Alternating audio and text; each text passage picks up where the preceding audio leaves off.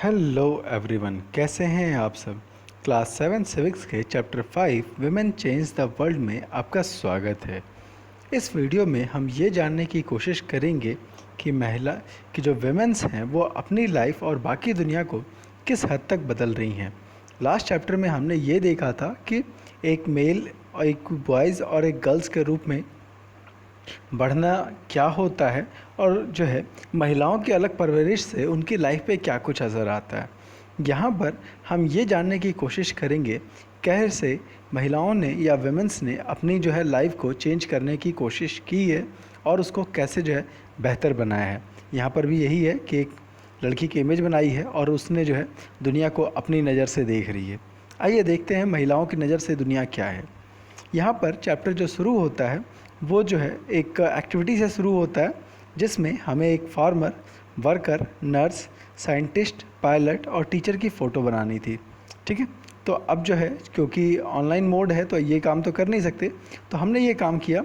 ये जो है एक गूगल्स पे जो है सर्च करके ये काम करने की कोशिश की है। बेसिकली इस एक्टिविटी का जो है एम ये था कि ये पता लगाना, जैसे पूरे क्लास को ये एक्टिविटी मिलनी थी, उसमें मेल और फीमेल जो है कितनी इमेजेज हैं वो छांटने की कोशिश करनी थी।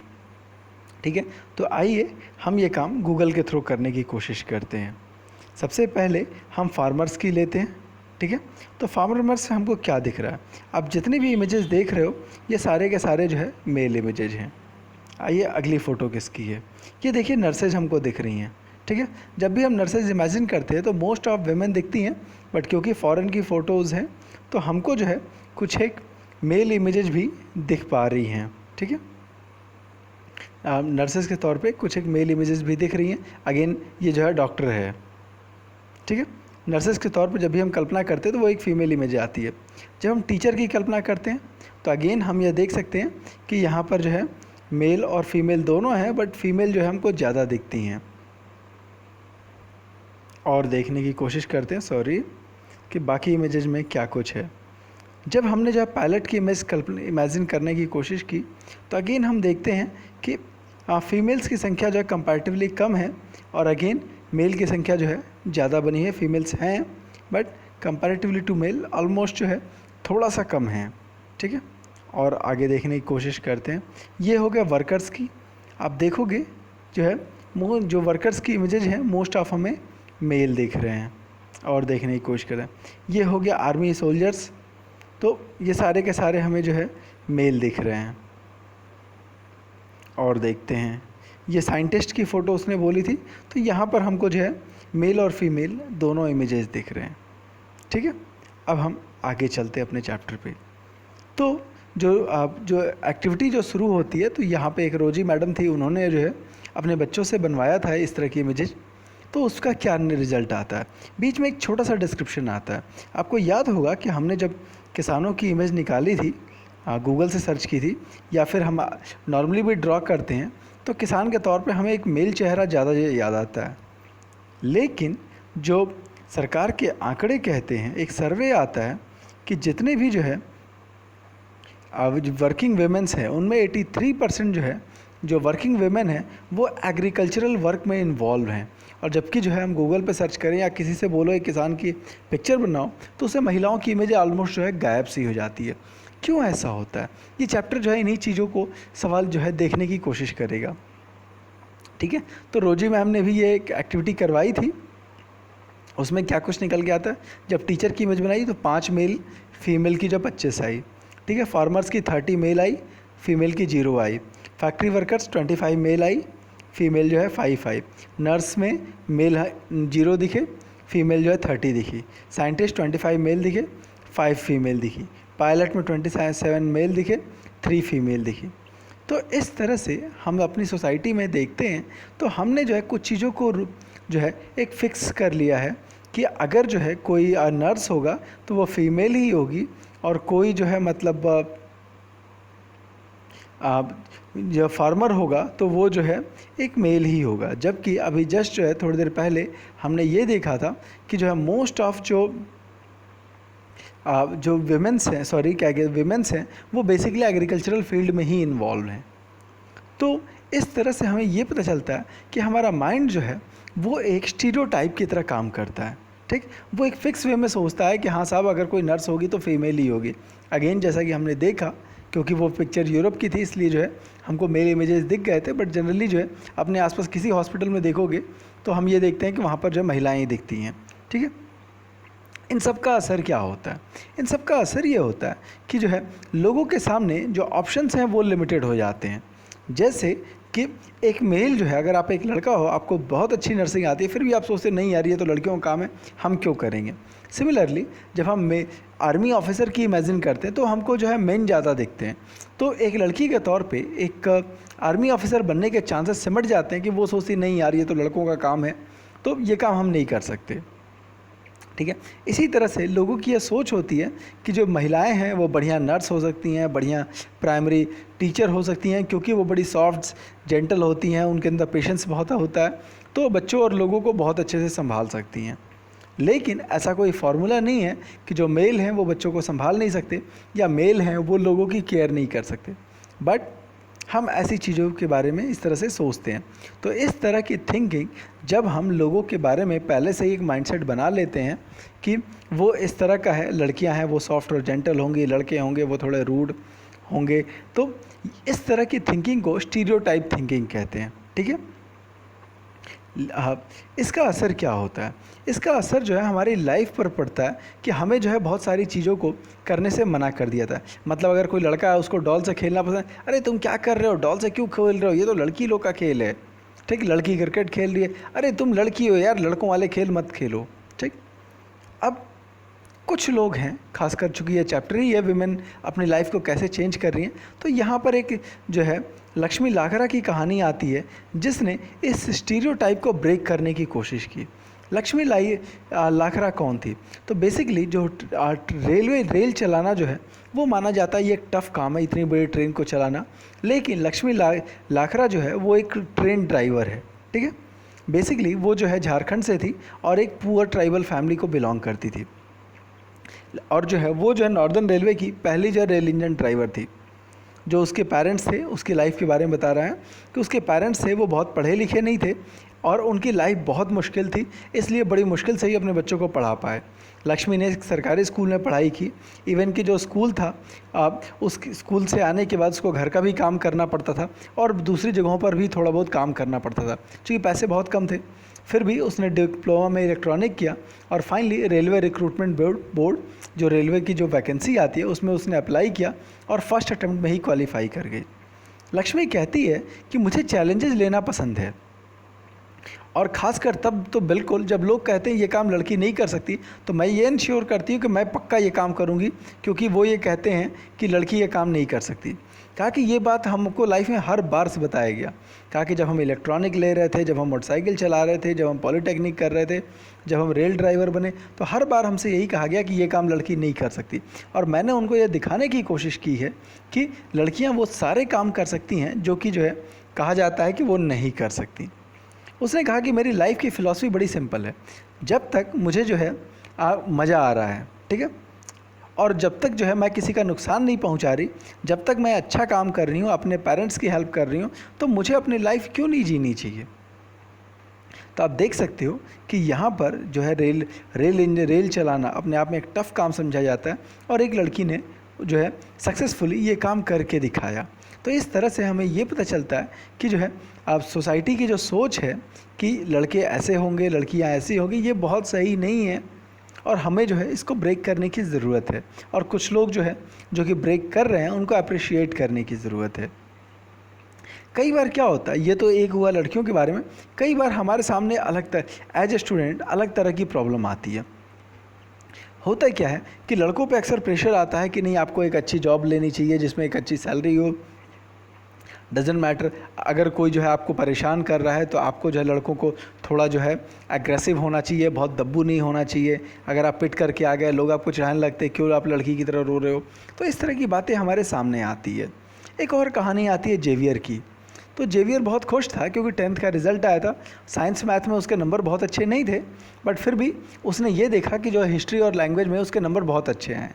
ठीक, अब क्या होता है, वो अपने पेरेंट्स से बात कर रहा है तो उसके पेरेंट्स बहुत दुखी होते हैं, हे भगवान जो है तुम्हारे नंबर तो मात्र 65% मैथ में हैं, फिजिक्स के नंबर तो तुम्हारे और भी कम हैं, ऐसा क्यों? तो जेवियर बोलता है कि नहीं मामा, कोई बात नहीं, हमको मैथ साइंस लेना ही नहीं है तो टेंशन क्या है, हमको तो हिस्ट्री पढ़नी है और हिस्ट्री में मेरे नंबर अच्छे हैं, दैट्स गुड। तो इस बात पे जो है वो लोग समझाते हैं तुम हिस्ट्री क्यों लोगे, जो है इससे अपने फ्यूचर के बारे में सोचो, तुमको एक अच्छी जॉब चाहिए, हिस्ट्री का कोई फ्यूचर नहीं है, तुमको जो है मैथ साइंस लेना चाहिए। बोला मैम, बोला मम्मी पापा हमको मैथ्स पसंद ही नहीं है तो हम लेके क्या करेंगे। तो पेरेंट्स कहते हैं कि आज समझदार बनो बेटे, मैथ्स लो, साथ में कंप्यूटर ले लेना, इस आज के दौर में कंप्यूटर की डिमांड बहुत ज़्यादा है, तो आपको वो सब्जेक्ट पढ़नी चाहिए जो सोसाइटी जो है पसंद करती है। तो ये हम सबके साथ होता है। अक्सर आप जो है एज स्टूडेंट आप ये देखोगे ये चीज़ें बहुत कॉमन रही हैं कि हमें जो है पढ़ाई को लेकर के प्रेशर दिया जाता है, हमें आर्ट पसंद है, हमें स्पोर्ट्स पसंद है, नहीं तुमको ये पढ़ना है, ऐसे करना है, वैसे करना है, क्योंकि हमें लगता है, सोसाइटी को लगता है कि ये खास सब्जेक्ट पढ़ने से जॉब जल्दी मिलेगी और दूसरे तरह के सब्जेक्ट पढ़ने से जॉब मिलने में दिक्कत आ सकती है। तो इस तरह की सोच गड़बड़ है और ये भी एक तरह का स्टीरियोटाइप है जिससे हमको जो है लड़ना होगा और जिसको चेंज करना पड़ेगा। Learning for change. आज के दौर में जो है स्कूल जाना बहुत नॉर्मल सी चीज़ मानी जाती है, हर कोई स्कूल जाता है, बट स्कूल जाना इतना आसान नहीं था। खासकर बहुत सारे लोग ऐसे थे जिनके लिए स्कूल जाना अपने आप में बहुत ही जो है टफ़ चीज़ थी। सारे रिसोर्सेज अगर थे भी तो भी उनको पढ़ने नहीं दिया जाता था। आपने लास्ट ईयर ओम प्रकाश वाल्मीकि की कहानी याद होगी, जिनका टीचर जो है इंटेंशनली उनको टॉर्चर करता था, ज़मीन में बिठाता था, स्कूल साफ़ सफाई करवाता था, पढ़ने नहीं देता था, सिर्फ इसलिए कि वो जो है एक जो है लोअर कास्ट को बिलोंग करते थे। तो ऐसी बहुत सारी कहानियाँ रही हैं, स्पेशली विमेंस के बारे में। विमेंस को भी लोग नहीं चाहते थे कि लड़कियां जो है पढ़ाई करें, उनको लगता था कि अगर पढ़ाई करेंगी तो फिर जो है वो बिगड़ जाएंगी।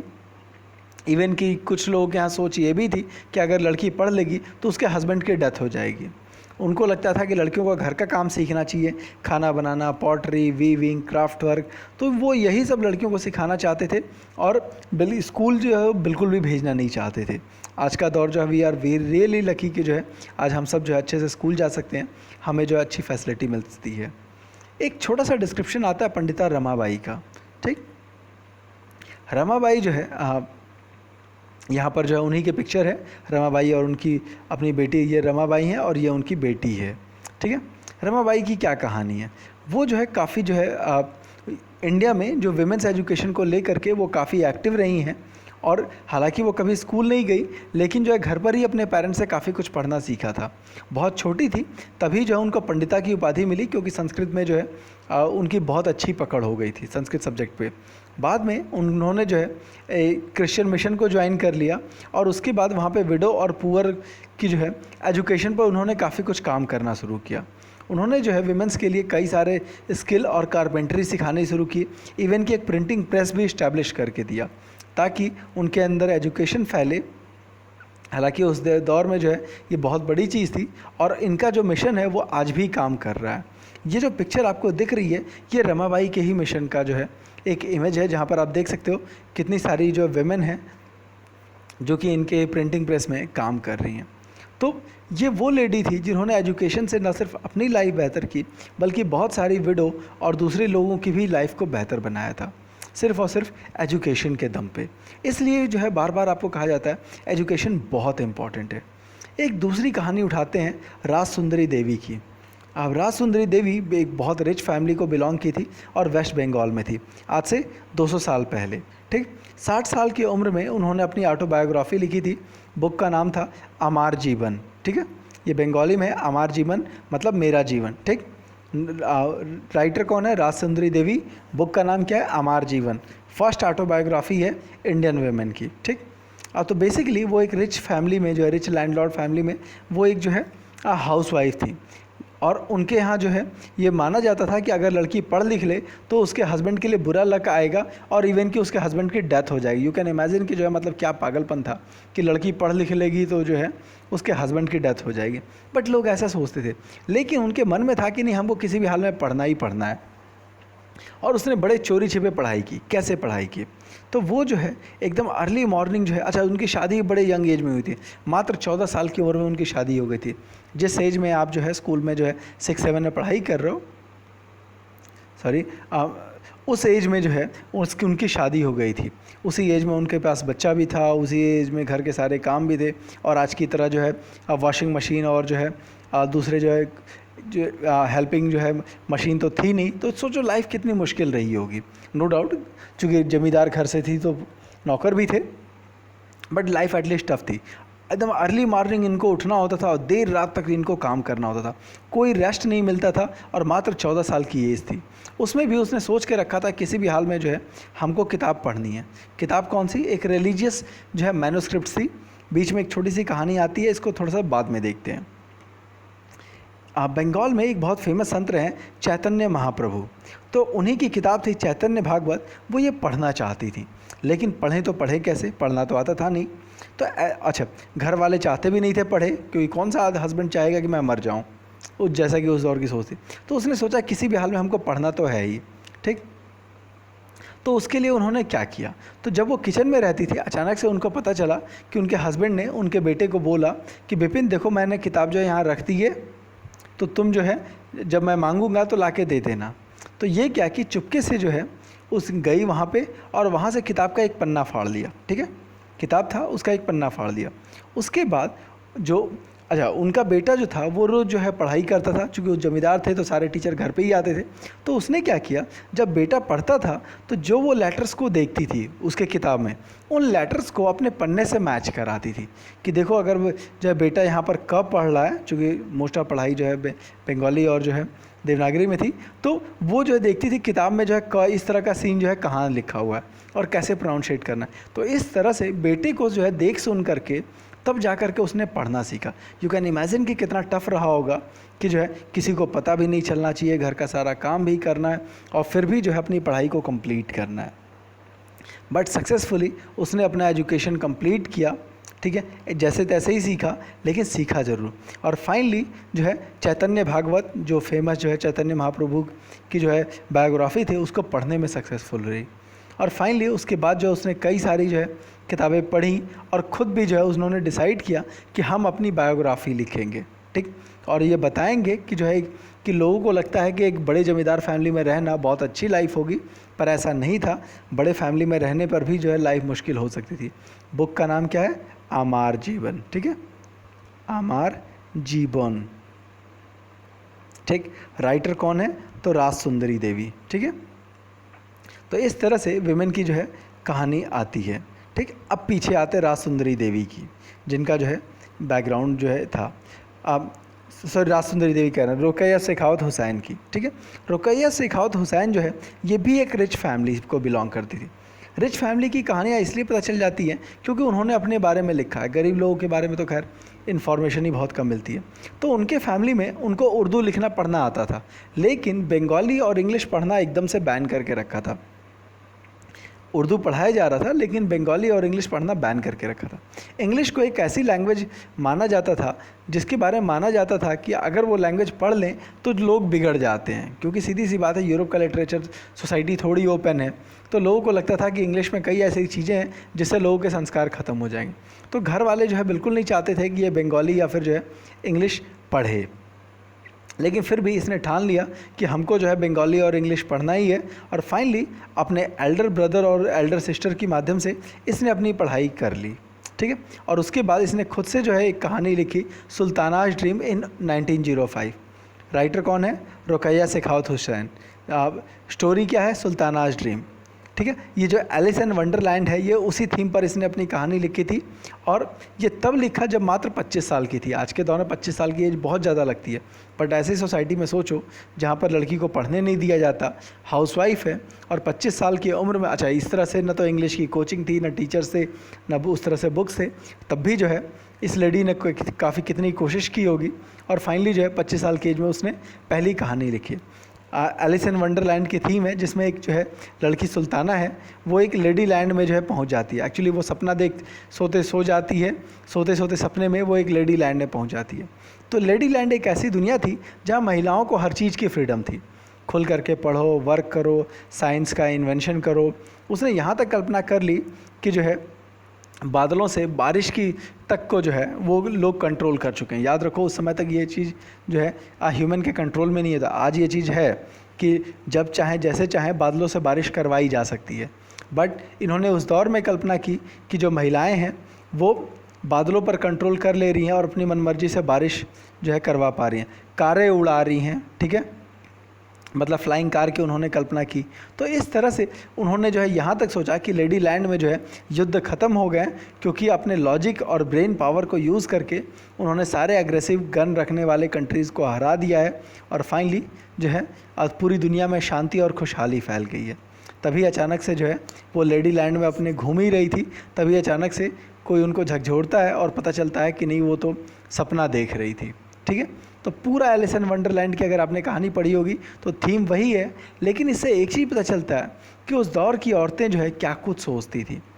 उन्होंने उस दौर में कल्पना की कि औरतें जो है जहाज़ उड़ा रही हैं, कारें चला रही हैं और जो है वो स्कूल जा रही हैं, उनको फ्रीडम मिल रही है, ठीक है। तो इतना तो सोचा ही, चूँकि पैसे वाली थी तो उन्होंने न सिर्फ अपनी तो एजुकेशन ली ही, उसके बाद उन्होंने जो है कई सारे स्कूल कॉलेजेस खोले विमेंस के लिए कलकत्ता में, और वो स्कूल जो है आज भी फंक्शन कर रहा है। 1910 में स्कूल था और ये स्कूल आज भी चल रहा है, ठीक है। अब इसके बाद आगे चलते हैं। तो खैर ये तो चैतन्य भागवत वाली कहानी आपको बता ही दिया, राजसुंदरी देवी की। ये तो हुआ जो है 1910 की कहानी, 1910 के आसपास की। अभी कहानी क्या है, आज भी जो है विमेन की कंडीशन बहुत अच्छी नहीं है। वजह क्या है कि अगर हर 10 साल पर जो सेंसस होता है, सरकार करती क्या है कि लोगों की एक गिनती करवाती है, ठीक है, कि देश भर में पॉपुलेशन कितनी है, उस पॉपुलेशन में कितने एजुकेटेड हैं, कितने नॉन एजुकेटेड हैं, कितने मेल हैं, कितने फीमेल हैं, कितने जो है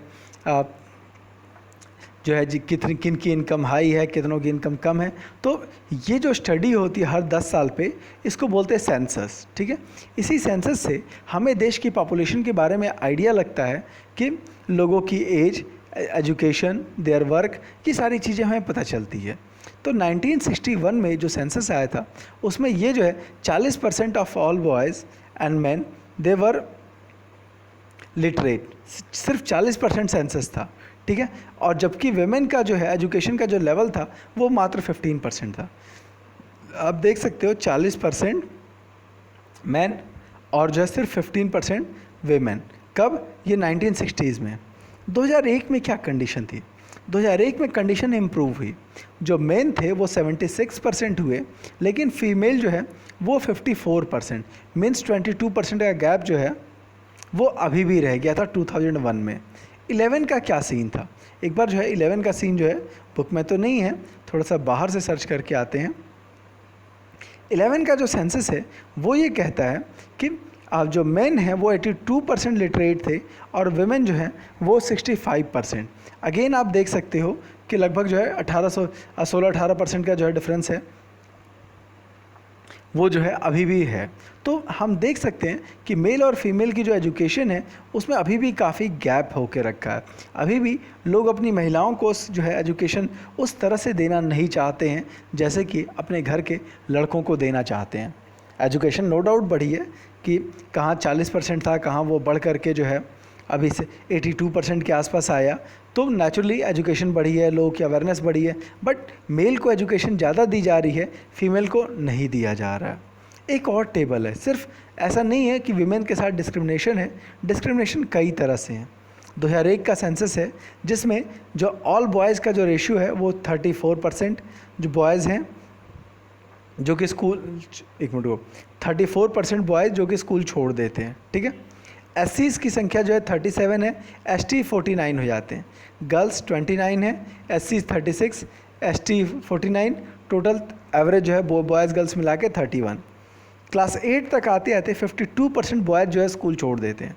एससीज़ में ये संख्या 59 हो जाती है, एसटी में ये 69 हो जाती है, ठीक। गर्ल्स में जो है 53 हो जाती हैं, एससी में 62 है, एसटी में 71 है। ओवरऑल मेल फीमेल मिला के एवरेज 52% है। क्लास 10 तक आते आते 61% बच्चे जो है वो स्कूल छोड़ देते हैं। एससी का 71 है, एसटी का 78 है, ऑल गर्ल्स में 65, एससी गर्ल्स 76, एसटी गर्ल्स 81, ठीक है। तो एक चीज़ देखी जाती है कि स्टार्टिंग एज में जो रेशियो है वो ऑलमोस्ट सिमिलर है, मीन्स जो जनरल के बॉयज़ हैं, SC STs हैं, वो ऑलमोस्ट जो है बहुत माइनर डिफरेंस है। लेकिन जैसे जैसे हम हायर एजुकेशन की ओर बढ़ते हैं वैसे वैसे मेल और फीमेल का जो ड्रॉप आउट रेट है उसमें SCs का और STs का जो रेशियो है वो बहुत ज़्यादा बढ़ जाता है।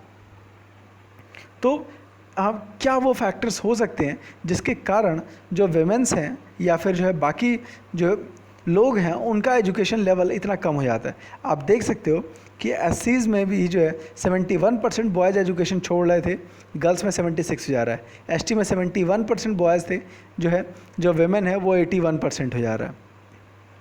तो हम ये देख रहे हैं कि जैसे जैसे जो है आपके साथ टर्म्स एंड क्लॉजेस बढ़ते हैं, मीन्स अगर आप गर्ल हैं तो आप जो है आप पढ़ाई करने के चांसेस कम हैं। अगर आप उसमें भी SC ST हैं तो आपके एजुकेशन पाने के चांसेस और कम हो जाते हैं। सेम जो है सिमिलरली जो मुस्लिम्स हैं उनके अंदर भी जो एजुकेशन की जो है बहुत कम है। अब सवाल ये आता है कि क्यों ऐसा रहा है, क्या वो फैक्टर्स हैं जिनके कारण जो लड़कियां हैं उनको अच्छी एजुकेशन नहीं मिल पाती, या जो मुस्लिम्स हैं, आदिवासीज़ हैं, उनके पास अच्छी एजुकेशन नहीं है। ठीक, तो पहली चीज़ ये है कि बहुत सारे इलाके ऐसे हैं जहाँ आज भी प्रॉपर स्कूल नहीं है। अगर स्कूल हैं तो टीचर जो है वो परमानेंट नहीं है। कई जगहों पे स्कूल हैं तो वो घर से बहुत दूर हैं और ट्रांसपोर्ट की फैसिलिटी नहीं है। ठीक है, कई बार पेरेंट्स भी जो है बहुत विलिंग नहीं होते, कई बार फैमिली बहुत गरीब होते हैं इसलिए स्कूल नहीं भेज पाते। ठीक, कई बार क्या होता है कि डिस्क्रिमिनेट किया जाता है कि मेल को भेजा जा रहा है, गर्ल्स को नहीं भेजा जा रहा। ठीक, कई बार स्कूलों का जो बिहेवियर भी गड़बड़ होता है, जैसे कि जो है ओम प्रकाश वाल्मीकि के केस में था कि घर वाले तो चाहते थे पर लड़का पढ़े, लेकिन स्कूल के टीचर्स का भेदभाव था। ठीक है, तो एक बार जो है शॉर्ट में इसको देख लेते हैं क्या क्या फैक्टर्स हैं खासकर गर्ल्स को लेकर के। तो एक तो डिस्क्रिमिनेटरी बिहेवियर है कि लड़की है तो पढ़ के क्या करेगी। अच्छा, लड़कियों के साथ कुछ सेपरेट केस होते हैं जिसके कारण लड़कियां और नहीं पढ़ पाती। ठीक, दूसरी चीज़ है कि कई स्कूल हैं जहाँ आज भी प्रॉपर टॉयलेट की व्यवस्था नहीं है, तो ऐसे केस में जब लड़की बड़ी होती है तो उसको लगता है यार टॉयलेट कैसे जाएँ, तो इस कारण स्कूल छोड़ने लगती हैं। कई बार स्कूल आसपास नहीं है तो दूर जो है अपनी लड़कियों को भेजना नहीं चाहते। कई बार लड़कियों को जो है जल्दी शादी आती है इसलिए नहीं जा पाते। स्कूल दूर है तो सेफ्टी कंसर्न होने लगते हैं कि रास्ते में कोई बदतमीजी ना कर दे, कुछ गड़बड़ ना कर दे। कई बार लड़कियों पर जो है हाउस वर्क का प्रेशर बहुत ज़्यादा होता है कि साहब घर का ही काम इतना ज़्यादा है तो भाई लड़की पढ़ाई कब करे। तो बहुत सारे फैक्टर्स होते हैं जिनके कारण कुछ सोसाइटी का जो है एजुकेशन लेवल जो है बहुत ज़्यादा कम हो जाता है। ठीक है, यहाँ पर वही चार्ट है कि एवरेज जो है ऑल बॉयज़ का 34% है, लेकिन जो SCs हैं उनका एजुकेशन लेवल और कम हो जाता है। विमेंस मूवमेंट, जो विमेंस के साथ जो डिस्क्रिमिनेशन है, कई तरह के मिसबिहेव्स हैं। अभी जस्ट हाथरस का जो केस हुआ जिसमें एक लड़की के साथ मिसबिहेव हुआ, और भी जो है घरों में डोमेस्टिक वायलेंस के केसेज आते हैं कि लड़कियों की पिटाई हो रही है, दूसरी प्रॉब्लम्स आ रही हैं। इन चीज़ों से कैसे लड़ा जाए और विमेंस जो है इन प्रॉब्लम्स को कैसे हैंडल कर रही हैं, तो इसके लिए जो है पहली चीज़ सरकार ने काफ़ी कुछ काम किया हुआ है। ठीक है, उनके लिए बाकायदा कानून बनाए हैं, उनकी हेल्थ इम्प्रूव करने के लिए उनके लिए बहुत सारे स्कीम्स चला के रखे हैं। लड़कियों के लिए कुछ फ़ीस कम कर दी जाती है, कई सारे सरकारी स्कूलों में आयरन के टैबलेट्स दिए जाते हैं, कई जगहों मिड डे मील दी जा रही है। तो ऐसा बहुत कुछ सरकार कर रही है, लेकिन इतना सफिशिएंट नहीं है। उसके पैरेलल विमेंस ने भी अपनी कंडीशन को इम्प्रूव करने के लिए बहुत सारे स्टेप्स लिए हैं। आइए देखते हैं कि क्या कुछ है। और ऐसा नहीं है कि सिर्फ विमेन ही लड़ रही हैं, बहुत सारे मेन लोग भी जो है आगे बढ़ करके विमेन मूवमेंट में पार्टिसिपेट किए हैं और जो है डिस्क्रिमिनेशन के लिए अगेंस्ट जो है उन्होंने लड़ने की कोशिश की है। आइए देखते हैं क्या कुछ रहा है। सबसे पहला जो तरीका है दैट इज़ कैंपेनिंग। कैंपेनिंग का मतलब है कि कोई भी जो अगर एक्टिविटी हो रही है, अगर कहीं कुछ गलत हो रहा है, तो लोग जो है एक साथ यूनाइट हों और यूनाइट हो करके उसके खिलाफ आवाज़ उठाएं कि साहब ये गलत हो रहा है, इसके खिलाफ जो है कुछ करना चाहिए। जैसे 2006 के पहले तक क्या होता था कि घरों में विमेंस के साथ मार पिटाई जो है बहुत कॉमन चीज़ होती थी। फिजिकल मेंटल वायलेंस जो है बहुत नॉर्मल सी चीज़ मानी जाती थी, और जब भी कोई कुछ कहने जाता था तो लोग ये कह देते थे कि यह हमारा फैमिली मैटर है, आप बीच में मत पड़िए। तो इसके लिए जो विमेन मूवमेंट थी, वुमेन लोग थी, उन लोगों ने आवाज़ उठाई और फाइनली सरकार ने 2006 में एक कानून बनाया, डोमेस्टिक वायलेंस एक्ट। ये जो है क्लास 8 में आप अभी आगे आपको मिलेगा। उसमें ये कहा कि अगर कोई हस्बैंड या फिर कोई भी घर का मेल घर की औरतों पर जो है आप अत्याचार करता है तो कोई भी जाके क्लेम कर सकता है, और आप ये बिल्कुल नहीं कहोगे कि साहब आप जो है ये हमारा फैमिली मैटर है, आपको पनिशमेंट होगी, भले ही जो है आपका फैमिली मैटर है तो क्या है, ठीक है। तो इस तरह से जो है लोगों ने आवाज़ उठाई और उन पर कानून बना। सिमिलरली ऐसे न्यूज़ेज़ आ रहे थे कि जो है ऑफिसेज़ में, स्कूल्स, कॉलेजेज में जो है विमेंस के अगेंस्ट सेक्सुअल हरासमेंट के केसेस आ रहे थे कि लोगों ने उनके साथ बदतमीजी की या कुछ गलत करने की कोशिश की। तो फाइनली सुप्रीम कोर्ट ने साफ साफ गाइडलाइंस जारी किए कि ऑफिस या वर्क प्लेस में अगर कोई जो है विमेंस के साथ मिसबिहेव करता है तो उस केस में कैसे जो है आपको जो है स्टेप लेना है। काफ़ी स्ट्रिक्ट रूल्स है, पोक्सो बोलते हैं, पोक्सो इसका नाम है, ठीक है। कभी जो है मौका मिलेगा इसको देखिएगा ज़रूर, या फिर जो है रह करके स्कूलों में इस पर जो है मतलब सेमिनार कराए जाते हैं। तो इस तरह से विमेंस को सेफ रखने के लिए बहुत सारे जो है कानून बनाए गए हैं। इसी तरह से 1980s में डावरी को लेकर के बहुत सारी गड़बड़ियाँ चल रही थी, क्योंकि होता क्या था, जैसे ही जो है लड़की वाले डावरी नहीं देते थे तो लड़की को जला के मार दिया जाता था। तो इस तरह की चीज़ें जो है बहुत कॉमन हो गई थी और फाइनली विमेंस ग्रुप ने इसके खिलाफ भी आवाज़ उठाई और सड़कों पर निकले और जो है कोर्ट में जाके अपील की और इस तरह से जो है खूब सारे जो है अवेयरनेस कैंपेन चले, न्यूज़पेपर्स में बहुत सारे आर्टिकल चली और फाइनली जो है दहेज को एकदम स्ट्रिक्टली बैन कर दिया गया कि अगर आप दहेज मांगते हो तो जो है आपको जो है जेल भेजा जा सकता है। यहाँ पर एक लेडी है, आप देख सकते हो किस तरह से जो है उसकी बेटी की ऐसे ही जो है जला करके हत्या कर दी गई थी और आप देख सकते हो कितने सारे फाइल लेकर के वो जो है न्याय की उम्मीद में सुप्रीम कोर्ट के दरवाजे के गेट पर वो बैठी पड़ी है। सिमिलरली यहाँ पर जो है वो बैनर्स रखे हुए हैं कि जो महिलाओं को जो जलाया जा रहा था उसी के अगेंस्ट जो कैंपेन हुए थे उसी के बैनर्स रखे हुए हैं, ठीक। एक दूसरा तरीका है रेजिंग अवेयरनेस। तो जब भी कोई कुछ भी गलत होता है तो उसके लिए ज़रूरी है कि हम जो है उसके प्रति ज़्यादा से ज़्यादा अवेयरनेस फैलाएं ताकि लोगों को पता चले कि ये सब जो कुछ भी हो रहा है वो नॉर्मल नहीं है, वो गलत है।